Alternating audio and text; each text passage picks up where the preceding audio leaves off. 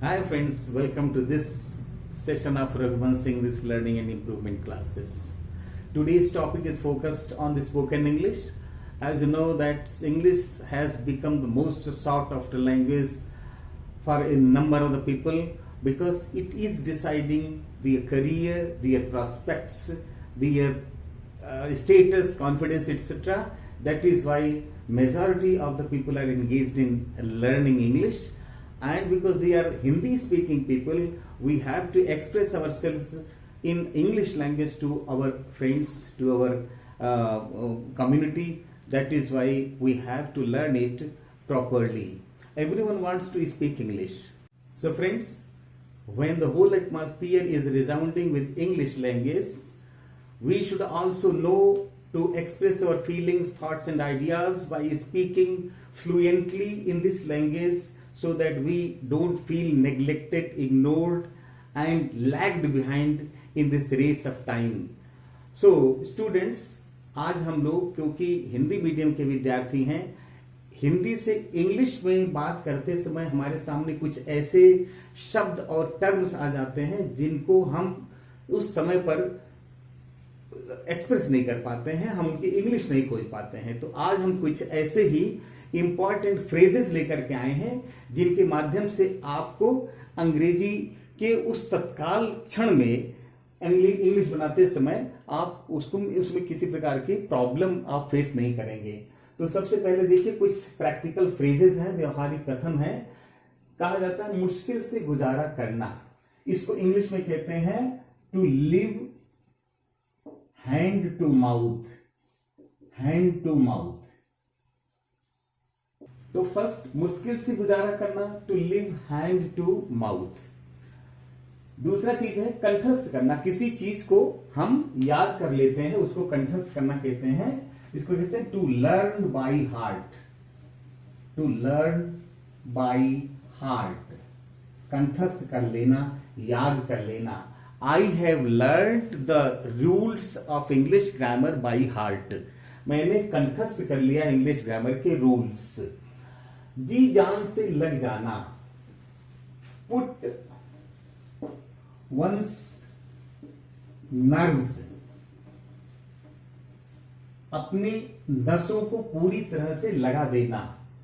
To put oneself one's nerves और tooth and nail, tooth and nail मतलब पूरी तरह से अपने को किसी काम के प्रति समर्पित कर देना। जैसे हमने कहा कि the government is committed to abolish tooth and nail the dowry system.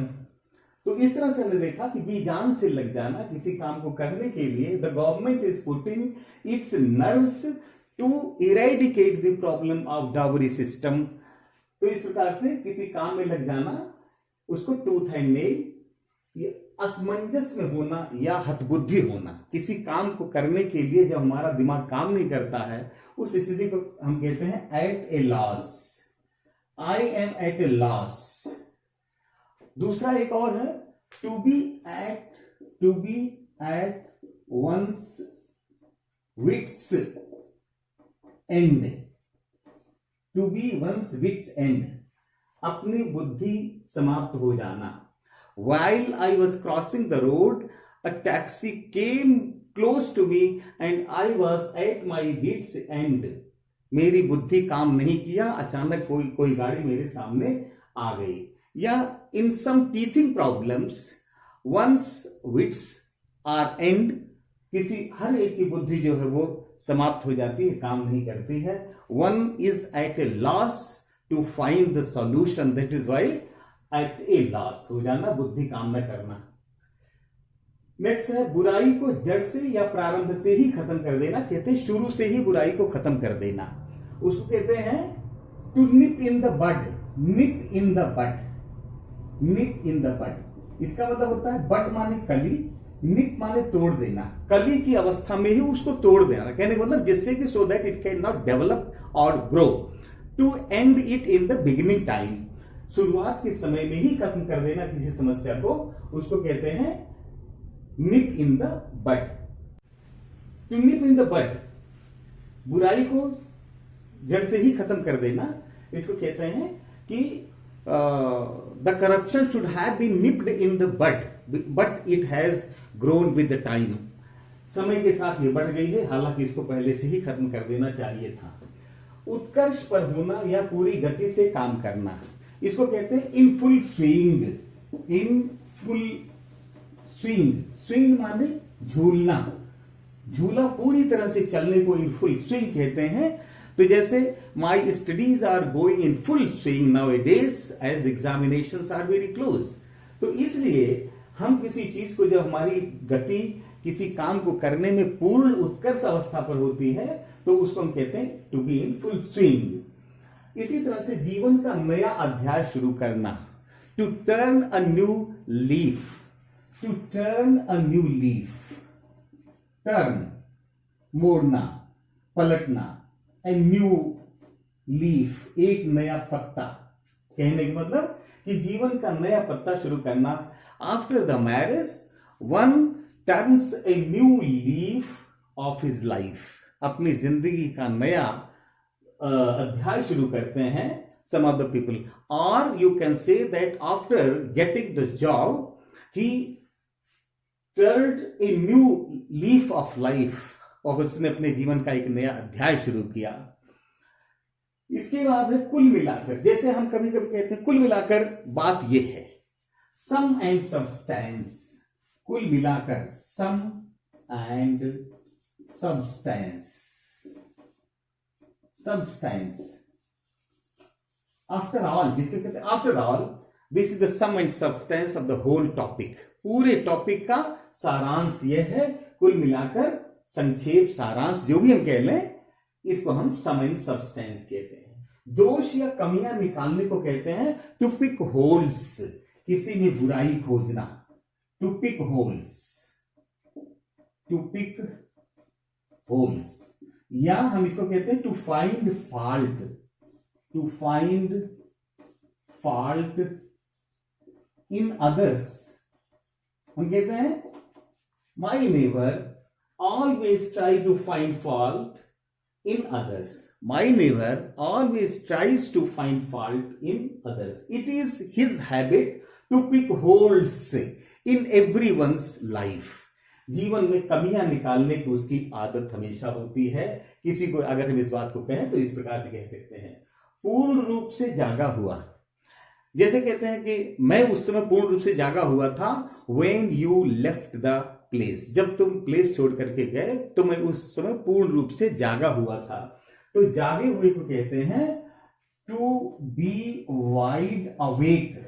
Wide awake, wide माने चौड़ा और अवेक माने जागा हुआ, अर्थात पूरी तरह से जागा हुआ था। When you left the room but I was covering my face, लेकिन मैं अपने फेस को ढका हुआ था। That is why you could not know me. आवश्यक भाग या अंग होना, आवश्यक भाग या अंग होना अर्थात किसी चीज का अनिवार्य अंग हो जाना। Part and partial, part and partial. जैसे हम कहें yoga has become the part and partial of life. Yoga हमारे जीवन का पार्ट एंड पार्शल, एक आवश्यक अंग बन गया है। On the basis of that we can maintain our health. That is why anything which is very much necessary for going ahead, आगे बढ़ने के लिए अगर कोई चीज नेसेसरी है तो that is a part and parcel. We can say that pen and pencil are the part and parcel of a student of junior classes. Pencil part and parcel, pen or the books are the part and parcel of a student. बात का बतंगड़ बनाना या बढ़ा चढ़ा कर कहना, किसी बात को, छोटी सी बात को बढ़ा करके कहना, हाई फाई वे में कहना, उसको हम कहते हैं बात का बतंगड़ बनाना। इसको हम कहते हैं टू मेक ए फस, टू मेक अ फस,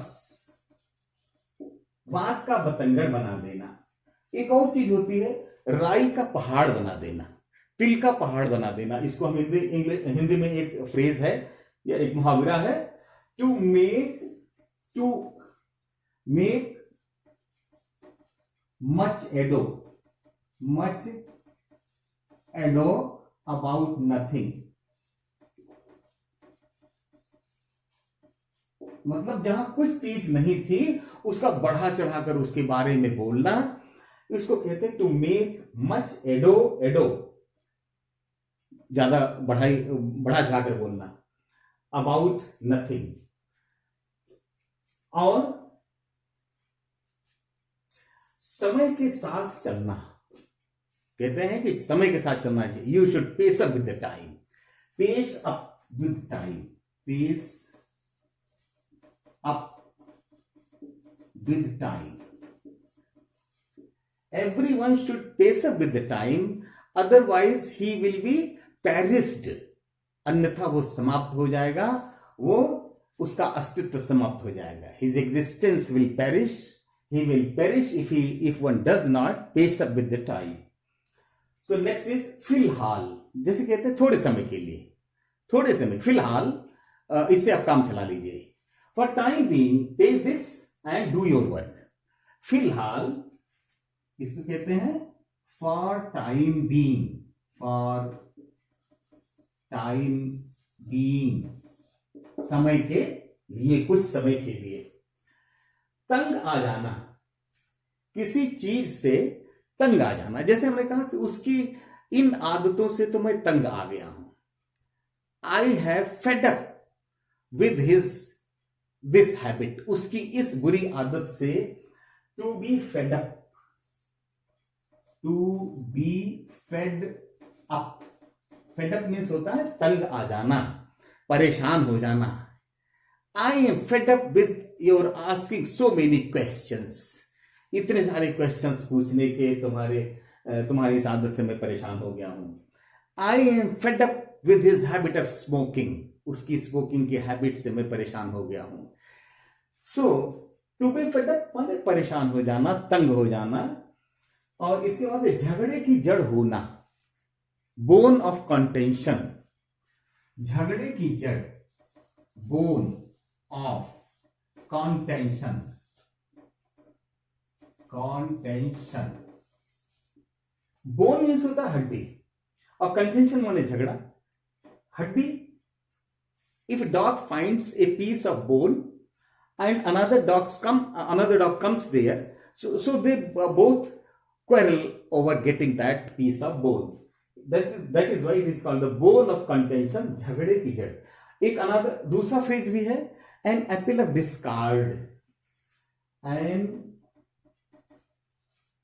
apple of discard,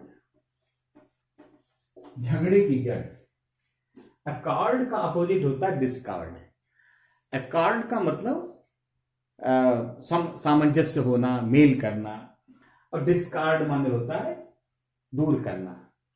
N Apple of discard है, डिस्कार्ड, डिस्कार्ड. तो जैसे कि Kashmir is the Apple of discard between India and Pakistan.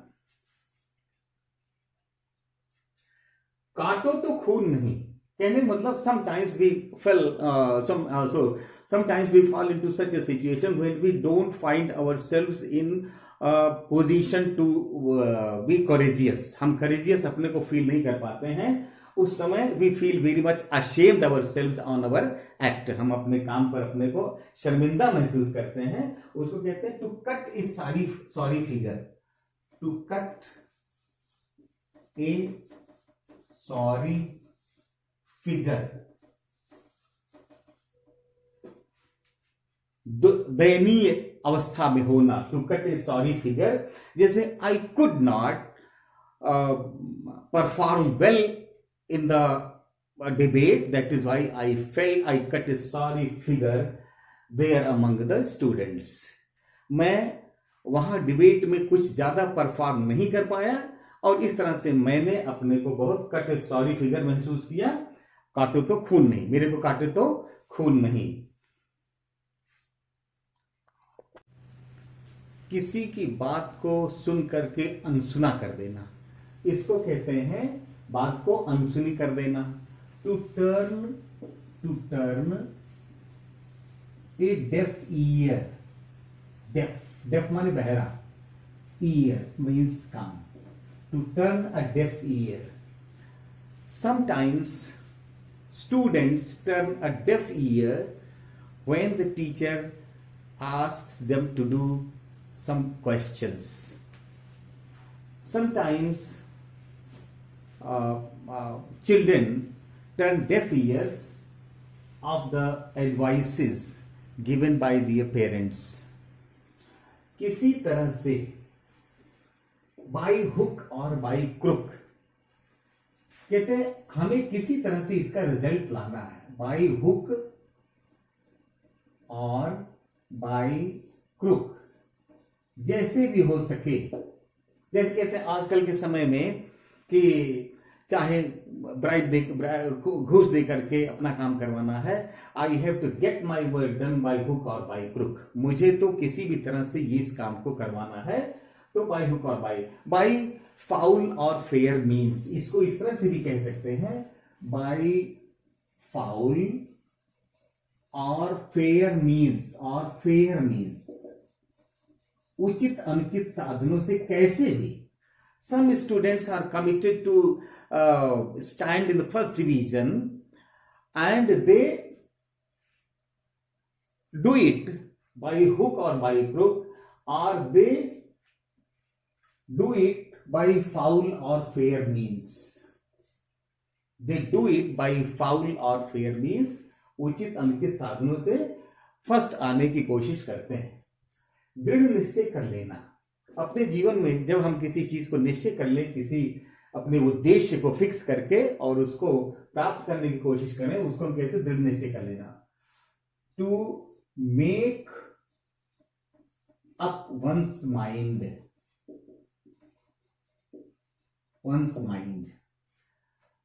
Laborious students make up their minds to be successful in the civil services examination. They make up their minds. वह अपने mind को makeup कर लेते हैं, दृढ़ निश्चय कर लेते हैं. और you can say that I have made up my mind to complete this work today by evening. आज शाम तक काम करने का मैंने निश्चय कर लिया है. इसी तरह से जानी दुश्मन हो जाना. जब हम एक दूसरे के खून के प्यासे हो जाते हैं, उसको जानी दुश्मन होना कहते हैं. To be at daggers drawn. To be at daggers, dagger माने कटारी, डैगर्स ड्रॉन. ड्रॉन माने खींची हुई, कटारी एक दूसरे के सामने खींच करके मारने के लिए तैयार हो, उस स्थिति को हम कहते हैं. Just as we can see that the formerly or earlier these neighbors were very much at close friends, but now they are at daggers drawn. पहले तो इन दोनों में बहुत दोस्ती थी, they were close friends. Now they are at daggers drawn. ये B का मतलब होता है is RM, जैसा कि हम लोगों ने पहले स्टडी किया हुआ है. to be at daggers drawn, या इसको कहते हैं to be no love lost. to be no love lost. Love lost इसका मतलब कि दुश्मन होना. To be no love lost का मतलब there is no love lost between these two neighbours. इन दोनों में मतलब कट्टर दुश्मनी है. इसी तरह से नेक्स्ट फ्रेज है बाल की खाल निकालना. Split hairs. स्प्लिट हेयर्स, बाल में खाल निकालना. Split hairs. He always is engaged in split hairs in every policy of the government. हर एक गवर्नमेंट की पॉलिसी में वो बाल की खाल निकालता है. कहने मतलब कि उसमें बुराई खोजता है. Split hairs. आत्म प्रशंसा करना, जो अपने बारे में ही बताता चला जाए, उसको कहते हैं आत्म प्रशंसा करना. इसके लिए to blow one's own trumpet. To blow, blow माने बजाना, वंस माने अपना, ओन, ओन माने भी अपना, वंस ओन किसी का अपना. ट्रम्पेट माने वो वाद्य यंत्र होता है विच इज संग at the time of war. Trumpet जो वाद्य यंत्र युद्ध के समय बजाया जाता है, that is trumpet. So blow माने बजाना, अपनी ही ट्रम्पेट को बजाते रहना, कहने का मतलब कि he never listens to anyone, he always blows his own trumpet before his friends, अपने मित्रों के सामने अपनी ही बड़ाई वो करता रहता है। बिना परेशानी के आराम नहीं मिलता, कहने का मतलब कि जीवन में आराम पाने के लिए हमको दुख झेलने पड़ेंगे। इसको कहते हैं नो रोज विदाउट थॉर्न। नो रोज, हम देखते हैं कि गुलाब बिना कांटे के नहीं होता। नो रोज विदाउट थॉर्न, थॉर्न मीन्स कांटा, विदाउट माने बिना, नो रोज माने कोई गुलाब जो होता है वो कांटों के बीच में ही खिलता है, जैसा हम सभी लोग जानते हैं। तो इसलिए कहते हैं कि जैसे कांटों के बीच में गुलाब खिलता है, so in this way the life is also not without, that is no rose without thorn. It means that to be successful in life, to have comforts in life, one has to face the troubles and dangers and challenges of life. So no rose without thorn, बिना कांटे के गुलाब नहीं होता। इसको एक और तरह से व्यक्त कर सकते हैं, no gain without pen.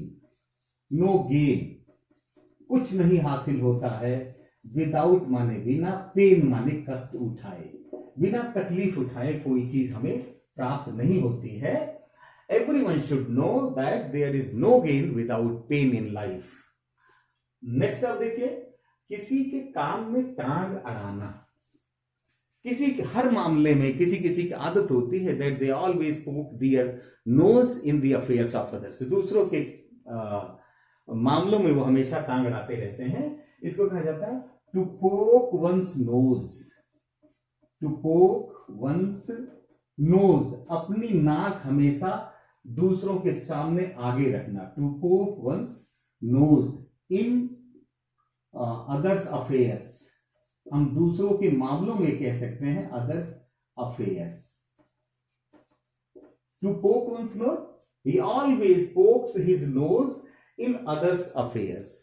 He cannot remain content, he cannot remain silent and always try to poke one's nose, poke his nose in others affairs. दूसरों के मामलों में हमेशा टांग अड़ाता रहता है। And next one is पासा पलट जाना।